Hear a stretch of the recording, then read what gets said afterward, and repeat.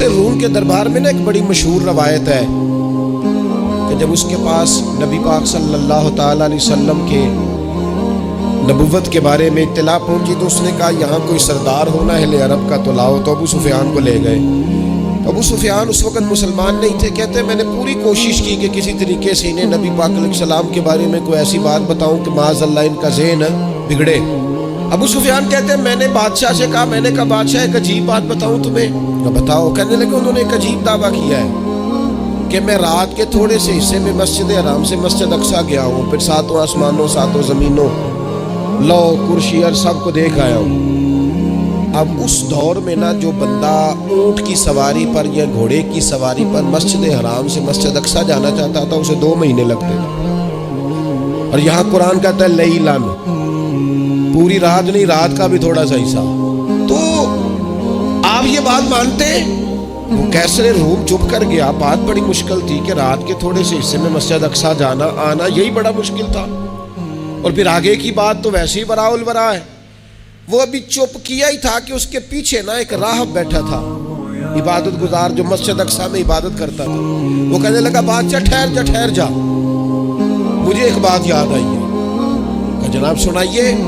تو وہ کہنے لگا ایک رات میں رات کو مسجد اقصیٰ کے سارے دروازے بند کر رہا تھا، مین گیٹ میں بند کرنے لگا تو مجھ سے بند نہیں ہو رہا تھا، میں نے بڑی کوشش کی لیکن بند ہی نہیں ہوتا تھا، اور بھی باقی لوگوں کو بلایا، جدوجہد کی، بند نہیں ہوتا تھا۔ پھر میں نے بڑھائی کو بلایا، مستریوں کو بلایا، میں نے کہا یہ کیا ہو گیا ہے؟ تو وہ کہنے لگے چھت تھوڑی نیچے آ گئی ہے، دروازہ دب گیا ہے، اس وقت کچھ نہیں ہو سکتا۔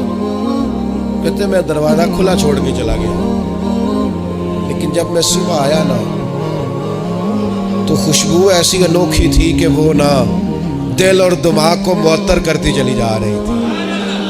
رنگ ڈھنگ نہ دو، تھوڑی دیر ہوئی ایک آیا کالیاں زلفاں والا، تھوڑی دیر ہوئی ایک آیا کالیاں زلفاں والا، اے بھی 2 گھڑیاں میرے من وچ رکیا ہے۔ تھوڑی دیر ہوئی ایک آیا کالیاں زلفاں والا، اے بھی 2 گھڑیاں میرے من وچ رکیا ہے، اے بھی 2 گھڑیاں میرے من وچ رکیا ہے، تے کر گیا نور اجالا، نیرا اجالا نہیں، نور اجالا۔ تھوڑی دیر ہوئی ایک آیا کالیاں زلفاں والا، 2 گھڑیاں میرے من وچ رکیا ہے، تے کر گیا نور اجالا۔ عرصہ ہوا طیبہ کی گلیوں سے وہ گزرے تھے، اب تک ان گلیوں میں خوشبو ہے پسینے کی۔ کہا اتنی خوشبو، اتنا انوکھا انداز، اور پھر میں نے اچانک نظر کی تو مجھے نا وہاں جانور کے بندنے کے آثار بھی نظر آئے، اور پھر جب میں اندر گیا تو میں وہ رعنائی بتا نہیں سکتا بادشاہ کیا تھی، اور حال یہ تھا کہ اب میں نے دروازہ بند کیا ہے نا تو دروازہ بھی آرام سے بند ہو گیا۔ وہ گڑبڑ نہیں تھا، وہ کسی روکنے والے نے روکا تھا۔ وہ کیوں رکا تھا؟ ہمارے صوفیاء کہتے ہیں آپ کو پتہ ہے کہ 18,000 سال کا سفر نبی پاک علیہ السلام نے طے کیا، لیکن جب حضور تشریف لے گئے تو پانی چل رہا تھا تو چلتا رہا، کنڈی ہل رہی تھی تو ہلتی رہی، بستر گرم تھا تو گرم رہا، اور کائنات ساری کی ساری رک بھلا کیوں گئی؟ وہ کہتے اس لیے کہ نبی پاک جان ہے اس کائنات کی، اور جب جان نکل گئی تو دنیا کا نظام رک گیا، اور جب جان اور روح واپس آئی تو پھر نظام دوبارہ سے چلنے لگا۔ اعلیٰ حضرت فاضل بریلوی کہتے ہیں جان ہے وہ جہان کی، اور اگلی بات اس سے بھی نرالی ہے، کہتے ہیں جان ہے وہ، آج جہان ہے نا، اس کا مطلب ہے جان بھی ہے، تو زندہ ہے واللہ تو زندہ ہے، کہتے ہیں جان ہے وہ جہان کی، جان ہے تو جہان ہے، اگر جان ہے تو جہان ہے، کروں تیرے نام پہ جاں فدا، نام بس ایک جان 2 جہاں فدا، میرا 2 جہاں سے بھی نہیں جی بھرا، میں کروں کیا کروڑوں جہاں نہیں۔ واقعہ معراج امت کو یہ سبق دیتا ہے کہ نبی پاک علیہ السلام نے اپنی حیات ظاہری میں جتنا سفر کیا ہے وہ عروج کی طرف، وہ فتح کی طرف، نبی پاک پاک علیہ السلام نے ہر قدم اٹھایا ہے تو وہ جدوجہد ہے، وہ کامیابی ہے، وہ آگے بڑھنا ہے، وہ عروج ہے۔ وہ 1 2 3 صحابہ سے بات شروع ہوئی، پھر حضور مدینہ طیبہ تشریف لے گئے، پھر حالات کا یہ رنگ ہوا کہ اِنَّ فَتَحْنَا لَكَ فَتْحًا مُبِينًا، پھر وہ عروج ہوا، وہ 23 سالوں میں وہ انقلاب آیا، آگے بڑھنا، جدوجہد کرنا، کوشش کرنا، عروج کی طرف جانا۔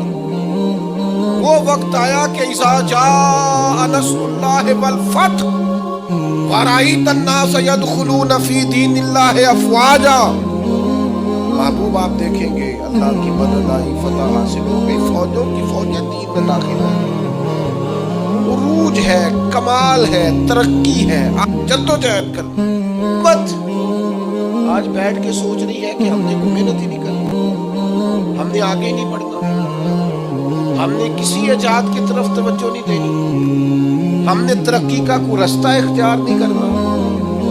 یہ ایک ایجاد کر کے ہمیں دی گئی ہے نا موبائل، اس کا مطلب یہ ہے کہ ہم اپنی کمر ٹیڑھی کر لیں لیٹ لیٹ کے موبائل دیکھ دیکھ۔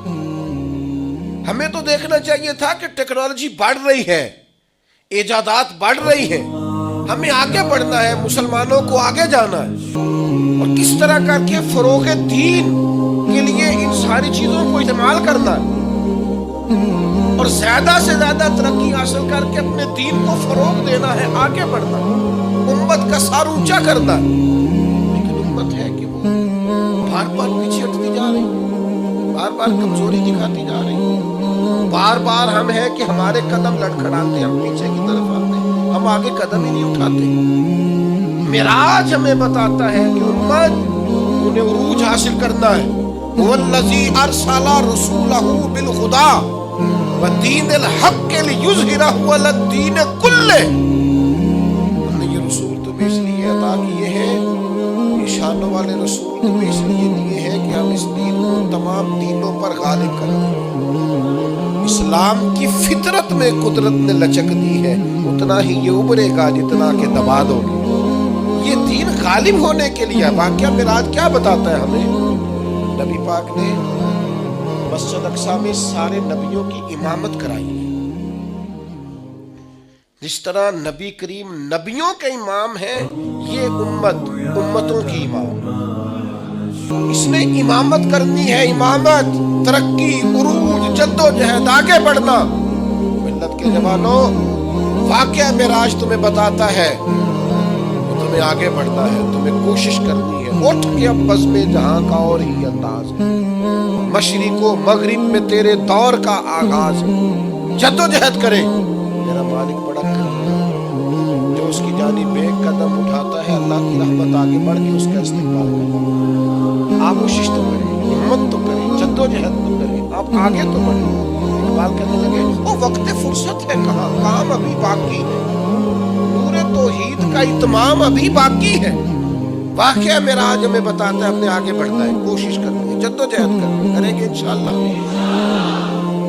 جو شخص جس حد تک اپنے لیے، ملک کے لیے، ملت کے لیے، خاندان کے لیے، قبیلے کے لیے، دین کے لیے جدوجہد کر سکتا ہے، وہ کرے، آگے بڑھے۔